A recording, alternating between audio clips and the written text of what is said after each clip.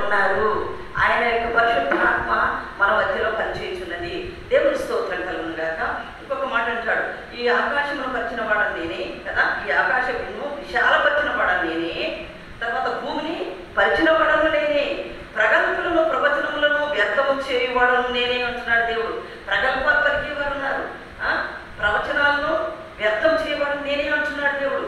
సోదెగాండ్రను వేరే వారినిగా చేయవాడు, సోది చెప్పేవాళ్ళు ఉంటారు చూడండి. మన చరిత్ర అంతా చెప్పేస్తారు. ఏంటో మరి వాళ్ళ మీద ఎటువంటి సాధారణ శక్తి ఉన్నదో మనకు తెలియదు కానండి, ఏదో చెప్పేస్తారు. మనం నమ్మేస్తూ ఉంటాం, ఏడుస్తూ ఉంటాం, మరి మాట్లాడతారు కదా. సోదెగాండ్రను నమ్మవద్దు, సోదెగాండ్ర దగ్గరికి పోవద్దు అన్నాడు దేవుడు. కాబట్టి దేవుడి స్తోత్రం కలుగును గాక. జ్ఞానులను వెనుకకు త్రిప్పి వారి విద్యను అవిద్యగా చేయవాడు నేను.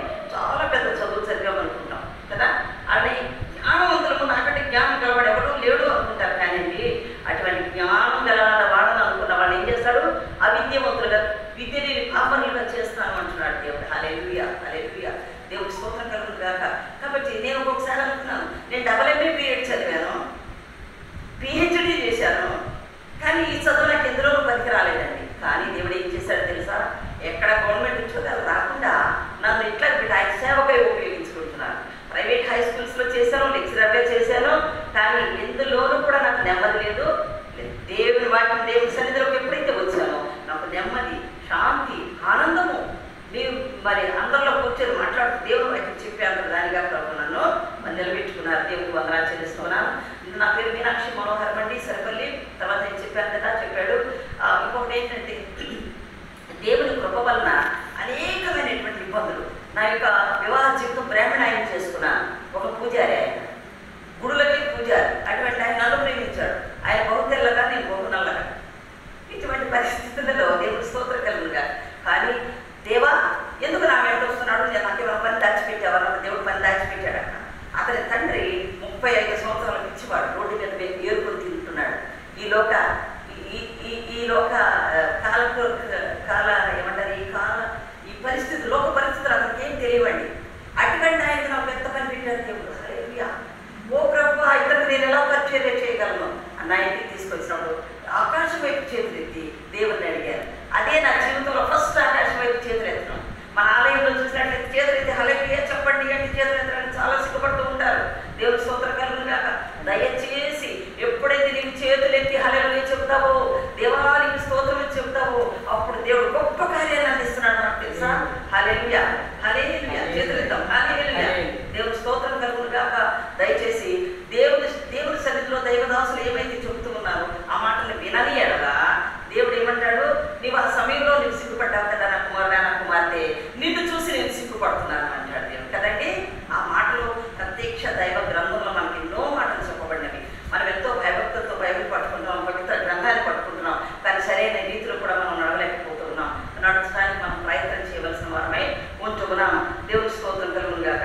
అలాగే నేను నా సేవకుని మాట రూఢిపరుచు వాడను. నా సేవకుడు అన్నాడు.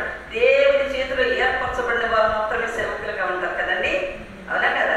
మరి అందరూ కూడా సేవ చేస్తున్నారా? లేదు. ప్రత్యేక పిలుపు, ప్రత్యేకమైన పిలుపున్న వారు మాత్రమే దేవుని యొక్క వాక్యాన్ని అందిస్తూ ఉన్నారు. ఈ దీన దాసుడు, ఈ దీన సేవకుడు, నాకు తెలియదు ప్రభు నీ వాక్యం చెప్పగలిగి అని బయట తెలిస్తే ఈ మాట చూపిస్తున్నారు ప్రభు. దీన దాసుడు అయినటువంటి అయ్యా, నీ పేరు అయ్యారు మూర్తి గారిని బట్టి మరి దేవుడు మాట్లాడుతున్నాడేమో. దీన సేవకుడు, నా సేవకుడు, నా సేవకుడు అని పిలుస్తున్నాడు చూడండి.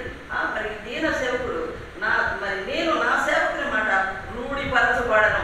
ఆయన నోటి నుంచి ఏ మాట వస్తుందో hallelujah, praise the lord, praise the lord, hallelujah, hallelujah. Yesu రక్తమించి, ప్రభు యేసు రక్తమించి, శిలువ రక్తమించి, హల్లెలూయా. మరి నా దీనదాసుడు ఏదైతే చెబుతూ ఉన్నాడో ఆ మాటను నేను రూఢిపరచేవాడని నేనే అంటున్నాడు. హల్లెలూయా. దేవుని స్తోత్రం కలుగుగా. ఇంకొక మాట చూసుకుందాము. ఈ రాత్రి వేళ సొలొమోను మహారాజు అంటాడు, తన దేవాలయం కట్టినప్పుడు ఏమంటాడంటే, మరి మొదటి రాజుల గ్రంథము 8వ అధ్యాయము 23 నుంచి 25 వచనాలు మనం చూసుకున్నట్లయితే ఒక చక్కని మాట పలుకుతూ ఉన్నారు. ఏమని చూడండి. సొలొమోను మహారాజు అంటాడు, ఇశ్రాయేలీయుల సమాజకులందరూ, మొదటి రాజుల గ్రంథము 8వ అధ్యాయము 23 నుంచి 25 వచనాలు. యెహోవా ఇశ్రాయేలీయుల దేవా, పైనున్న ఆకాశమందైనను 22 నుంచి 25 వరకు అందరూ సమాజకులందరూ చూస్తుండగా చూస్తుండగా సొలొమోను యెహోవా పరిపీఠం ఎదుట నిలువబడి ఆకాశం తట్టు చేతులెత్తి ఇట్లనెను. యెహోవా ఇశ్రాయేలీయుల దేవా, పైనున్న ఆకాశమందైనను క్రిందనున్న భూమి ఎందైనను నీ వంటి దేవుడొకడును లేరు. చాలా దేవుని స్తోత్రం కలుగుగాక.